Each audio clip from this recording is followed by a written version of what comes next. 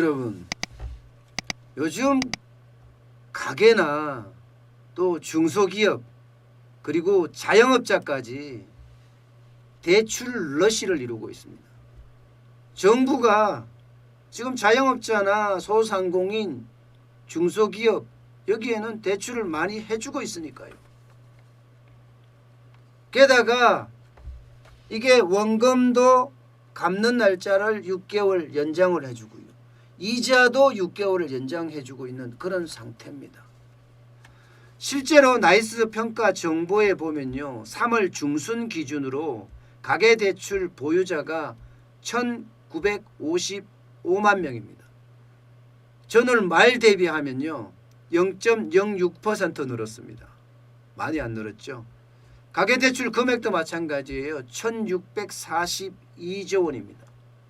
이게 3월 중순 기준입니다. 이것도 2월 말 기준으로 해보면요. 0.21% 증가하는 데 그쳤습니다.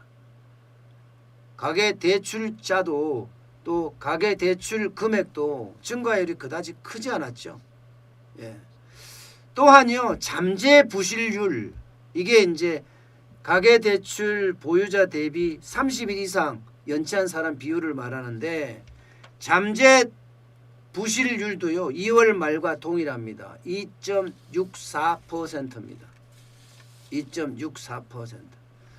사실 이 자영업자나 가게나 중소기업 다 마찬가지로 좀 어려웠던 것도 사실이거든요. 코로나19가 확진자가 막 나올 때 그때 3월 첫째 주에는 5일 이상 5영업일 이상 연체한 사람 수가 많이 늘다가 3월 말로 다시 안정적인 흐름을 지금 유지를 하고 있습니다.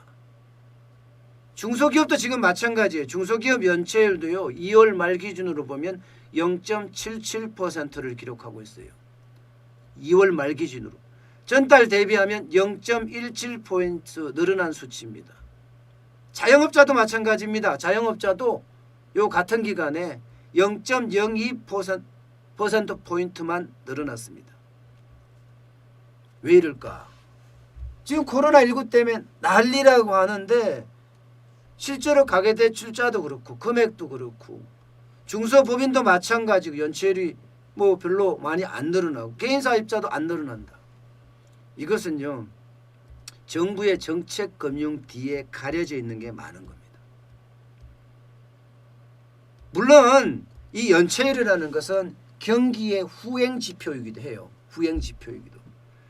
후행지표이기도 하지만 정부가 정책자금을 지금 많이 지원을 해주는 데다가 대출 원금이나 이자의 상환도 6개월 이상 뒤로 미뤄졌습니다. 그러니까 아직 이 실제 부실이 안 드러난 겁니다. 버텨내고 있는 거죠. 6개월 후에 경기가 좋아지면 뭐 좋아지지 않겠느냐 그렇게 예상을 하고 있는 거죠. 게다가 이 코로나19 때 한꺼번에 몰려서 경제가 경착륙 쉽게 말하면 폭망되는 것을 막기 위해서 또 정부가 정책자금을 지원한 것도 있거든요. 이게 과연 6개월 후에 가면 괜찮을 거냐 이게 문제입니다.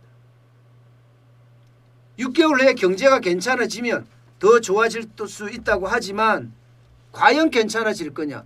또 6개월 동안 1금융권은 그렇다 치더라도 2금융권이 버텨낼 수 있겠느냐. 2금융권이. 왜냐하면 지금 금리가 0.75%예요. 게다가 2금융권이 어디서 대출을 해서 수익을 낼 수 있는 곳이 없어요. 코로나19 사태가 완전히 뒤덮고 있기 때문에 오히려 말입니다. 2금융권 같은 경우는 뭐 상호금융이나 저축은행이나 이런 데인데 2금융권이 결국은 지금 있는 돈도 떼일 수 있는 그런 구조가 지금 돼 있거든요. 이게 몰린다. 이게 몰리면 어떻게 될 거냐. 저는 위기가 올 수도 있다. 저는 이렇게 봅니다. 위기가 올 수도. 6개월 후에 이 시한폭탄이 터질 수도 있다는 거죠. 꽝 하고 말입니다.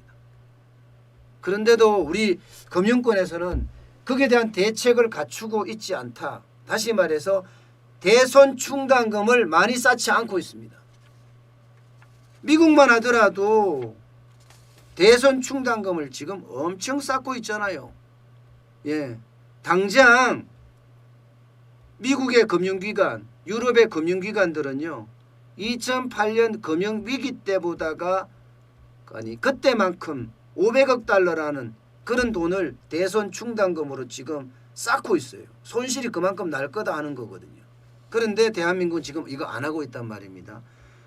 KB, 신한, 우리, 하나 이렇게 다 따져봤을 때 1분기에 6,700억 원 정도의 대선 충당금만 쌓았습니다. 전년 동기보다가 10.1% 증가하는 데 그쳤어요. 과연 이게 맞을까? 글쎄요. 이게 지방은행으로 가면 더합니다. BNK 금융지주 같은 경우는요, 오히려 대선 충당금을 10.3% 감소시켰고요. JB금융지주도 28.2% 줄었어요. 예, 이게 지방으로 가면 더하다 이렇게 생각하는데, 이렇다면 저축은행이나 이금융권은 어떻겠어요? 같은 기류를 형성했을 겁니다. 같은 기류를 형성한다면 결국 대선 충당금을 쌓지 않는다는 이야기인데, 이거 굉장히 위험하다고 저는 말씀드리고 싶습니다. 미국의 뱅크 오브 아메리카만 하더라도 대선 충당금을 47억 6천만 달러, 5배예요. 5배. 시티그룹도 70억 3천만 달러, 3배 이상 늘렸어요. 3배 이상. 지금 우리는 오히려 줄이고 있다는 게, 그것도 증가하는 폭이 10%라는 게 오히려 이게 나중에는 금융위기까지도 가져올 수 있는 것 아니냐, 이런 생각까지 들게 합니다. 물론 정부가 예상한 대로 V자 반등을 계속해서 이어간다면 상황은 달라집니다. 예. 그런데 V자 반등을 이어갈 것이냐에 대해서는 아직까지 저는 미지수라고 보거든요. 저는 V자 반등은 없다고 보고 있습니다. 그만큼 실물 경제가 굉장히 어려워지고 있는 형국인데, 과연 말입니다. 정부의 예측대로 V자 반등이 될까? 만약에 그렇게 되지 않는다면 6개월 후, 지금 6개월 후라는 게요, 4월, 5월, 6월, 7월, 8월, 9월이 9월. 9월쯤, 그때쯤 가면 이제 원금도 갚아야 되고 이자도 갚아야 되는데, 그때까지 자영업자들이 일이 잘 돼야 되고, 가게는 어떻게 돼요? 고용이 돼야 돼요. 직업을 구해야 됩니다. 직업을 구해야 되고, 중소기업은 매출이 늘어나야 합니다.